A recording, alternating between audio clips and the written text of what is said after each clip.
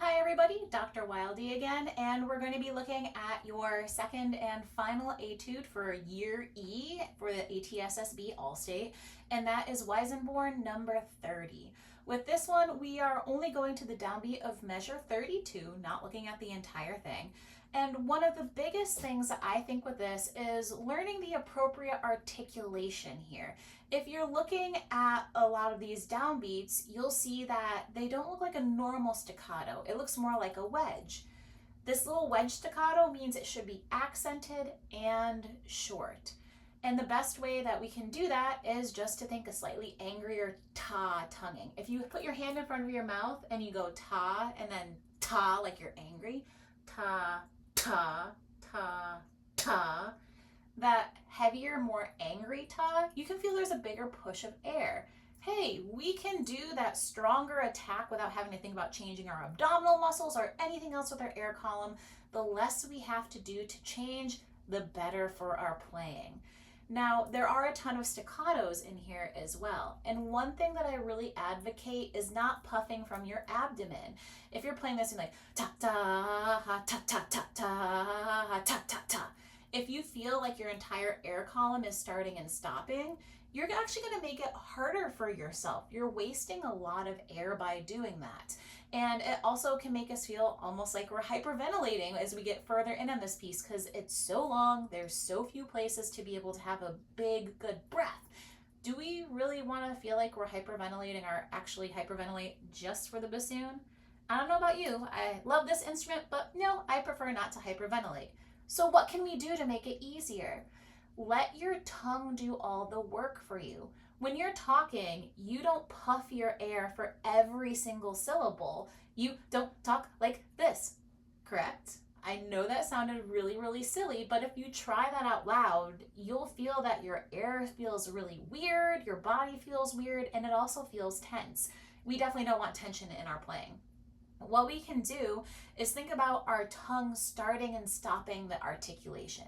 If you think the articulation tot, T-O-T, like tater tot, tot ta, tot tot tot tot tot ta, tot tot tot tot.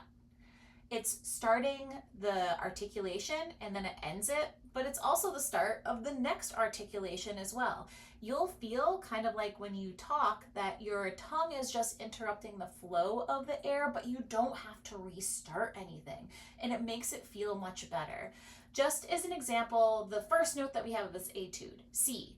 I'm going to do a couple of really bad kind of puffy staccatos, and then I'm going to do the tot tonguing staccato.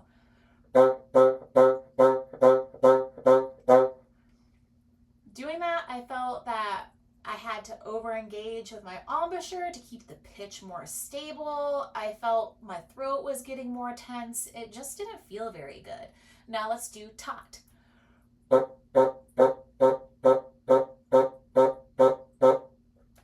To me, that feels so much better. I feel that my embouchure, my air column, everything stays the same. I don't have to work as hard.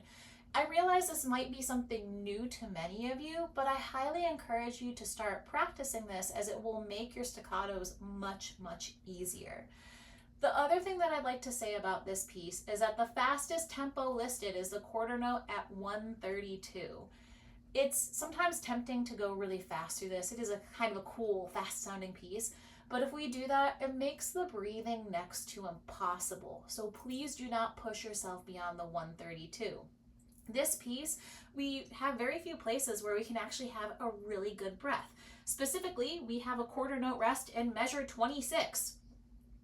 Do we have any place else in here where we see a big break in the music, a pause? No. And if we're going really fast, like ta ta ta ta ta ta ta ta ta ta ta, if we're thinking it in two, it will make it really hard to sneak in a catch breath, which is the important thing we have to have here. So what is a catch breath for those of you who don't know? A catch breath is where we just have a very quick where we need it. Now, the important thing is how I did that just there, the sound, that was really bad. We don't want anything high pitched. We want something to be more oh. The lower we keep our breathing syllable more of an O instead of an ah, and definitely not an E, but an O, we get more air into our body. Just as an example, let out all your air, breathe in with an E. Ooh, I can feel tension right here. It doesn't feel good. Okay, let that air all out again. Breathe in with an O. I felt my chest stay more open, and I felt more air go down into my stomach, which that felt much better and more relaxing. Now, we won't have time for a really big breath like that except for that 1/4 note rest that happens in measure 26. So I highly encourage you to practice doing little catch breaths where you need to, and definitely mark this into your music. Catch breaths are something that may take a little bit of time to get used to, but when you do, they can help you get through these long passages. And let's face it, in band music, a lot of people don't write very well for the bassoon. We have places that it seems like we never have a place to breathe. This can really help you get through that. So I'm going to go ahead and start at the beginning of number 30 and play to the downbeat of measure 32 where the cut is, and then we'll talk about a few more things.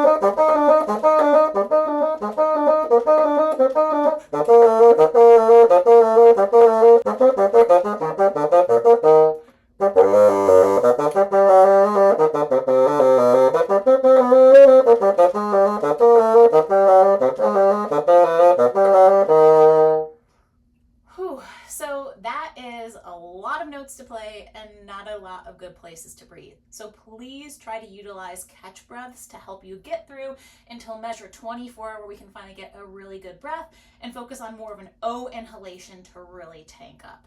Now, you might have heard in a couple places, I tried to change around some of the dynamics. This entire section, it's written as forte. Ooh, yay. How exciting. I do like the little hairpins that are happening in here with the crescendo, decrescendo that start at the very beginning, but you'll see a lot of repetition in here. And you might have heard that I tried to suddenly jump down a dynamic to change it up a little bit. Just because there's not a written dynamic in there doesn't mean that you can't change it. It's a way that we can personalize it and make it our music. This is how we make music from the past relevant and meaningful to us now by putting our own personal stamp in here. This entire etude can be incredibly repetitive and therefore a little bit boring if you just practice it the same way and the same loudness all the time. And I really encourage you to try and play with some of your dynamics a little bit to see, hey, maybe I could change this up a little bit to make it more exciting and have it feel more fun to me to keep practicing. And that's always an important thing too, finding ways of keeping this music fun for you, because let's face it, practicing these same etudes forever and ever, it can get boring. So find ways that it's more personal to you, that it's your voice speaking through the music. I hope that this helps you out to work on these etudes, and I'm really looking forward to hearing some of you perform these etudes. Best of luck.